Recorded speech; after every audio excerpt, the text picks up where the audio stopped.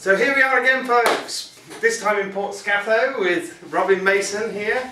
We've dragged him down to the lovely coastal village, the place he loves. So now, Robin, going to start off with you and I coming together, because I'm really interested in how you discovered the Harbour Gallery. Robin's, by the way, one of the few artists that we get a bombardment of artists, but I just instantly loved his stuff, and so straight away we got. But you got in touch with us. So where did you find us? It's basically because I've always been interested in galleries in Cornwall. I'm always looking at galleries in Cornwall to see what's going on. Right. And it's just I kept an eye on it because I liked looking at Neil Pinkett and Paul Lewin, and I was seeing that they were on this the website in this gallery, which was owned by a friend beforehand. That's right, Chandler, yeah. And yeah, I just kept an eye on it and just kept looking to see what was happening. And then I put a friend request into Andrew Tozer on Facebook.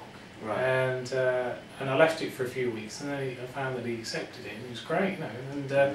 And I found that he was showing here as well, and he liked your Facebook page, and then I liked your Facebook page, so I could keep an eye on what was going on. And I could see that there was things going on here at the gallery, and I liked the fact that you kept people updated with what was going on, and it was through that really. And I just plucked up the courage one day when I felt confident with my work and I felt happy with my work.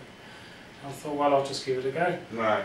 And after I came in to speak to you when we were on holiday, yeah, I liked you and I liked the gallery, and I felt relaxed, and that's exactly what I would look for in a gallery that I want my work to be shown in. Right. And yeah, and I just thought I'd try it. You seemed approachable. It didn't seem like it doesn't feel like a snobbish gallery, which I don't like. Yeah. You just see it's quite laid back and chilled, and it was that really, and I just thought, right, I'll give it a go. Right, well, our win. Every other gallery's lost. So let's go back to your painting. You went to art college. Yeah, I did, yeah. Where did you do that? It was North Warwickshire Okay. Art College. Right. Yeah. And I think at the end of college, I felt a bit disillusioned with the way it was going. I used to enjoy life drawing and some of the painting aspects, but they expect to do large abstracts, and that just wasn't me. Right. I mean, a lot of people, I read one comment once really, whereas if you end up trying to do the thing you love for a living, you can ultimately end up prostituting yourself. So yes, it's somehow better to go and earn your money somewhere else and do what you love as your diamond, as your pastime. Yes. Which is obviously the way you've gone. Yeah. And I'm hoping that will change too. He won't be down here doing it all. I keep bending his ear about it.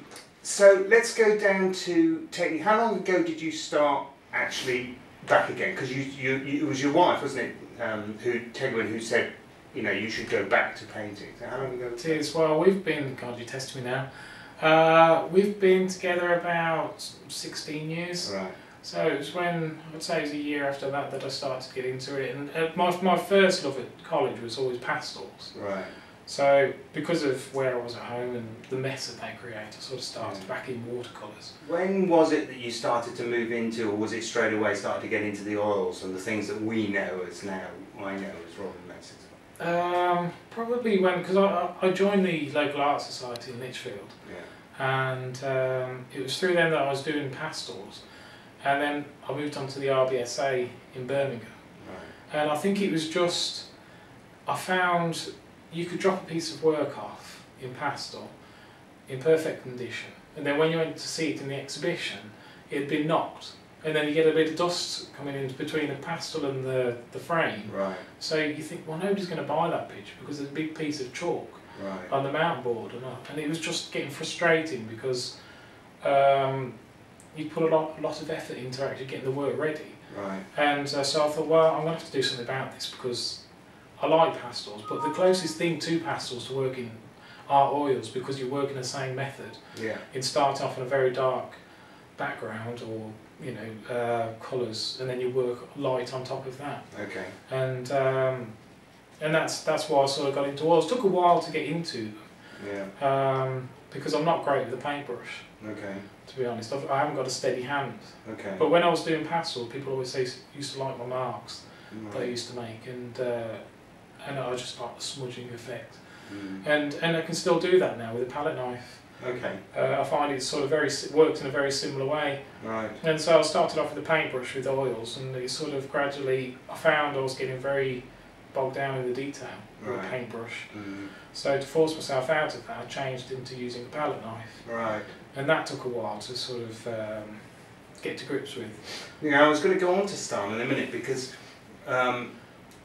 what I'm interested in is in the fine detail before you start work. You must do something to the background to give it that. There's some sort of texture, isn't there? There is. Yeah. Where is that coming from?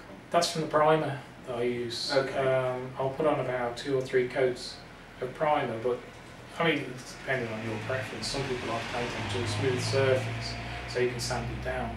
Right. But I prefer to work onto a textured surface. Okay. I don't know why that is. I just enjoy putting texture into my pictures. I mean, it certainly gives a dynamic to the picture. I mean, it's not as heavy as, say, someone like David Gray, who uses things like denim. It's very, very, very structured. Yeah.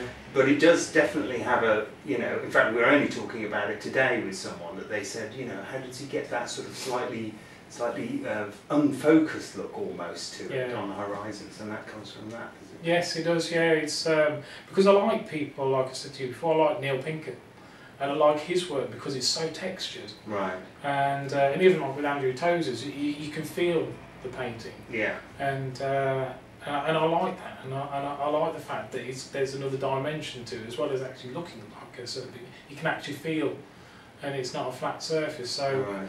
I'm not as extreme as Neil Pinkett because his can be quite very, very textured. But I like to have a little bit of texture just to give it a bit more interest. Really. Right, sure. And then I give it a coat of a couple of coats of yellow ochre underneath it, just because it gives it a bit of warmth. Yeah.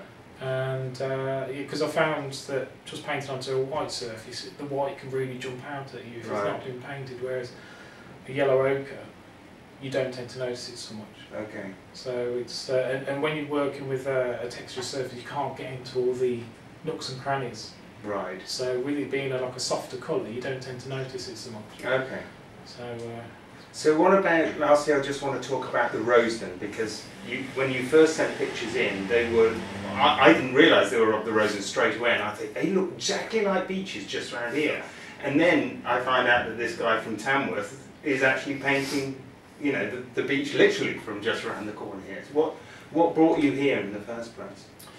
Well, we'd always, we'd come down here a few years ago, and we'd stayed at Balloon Farm, just up the road, and but that was when Isabel, she was about 4 or 5, so she was preschool.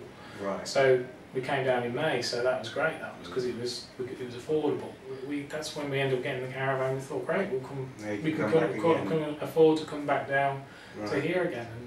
And those paintings that you did that I first picked up on and had in, were they paintings that were done before, or were they quite recent paintings? Or is it relatively recently you've come back here? I'd actually say they were all after I spoke to you on that. It was on a Tuesday, and I came in and I spoke to you, and we went for a walk along the cliff path, the coast path, sorry. And yeah, it was a lovely walk. Yeah. Really, really lovely walk it was, and.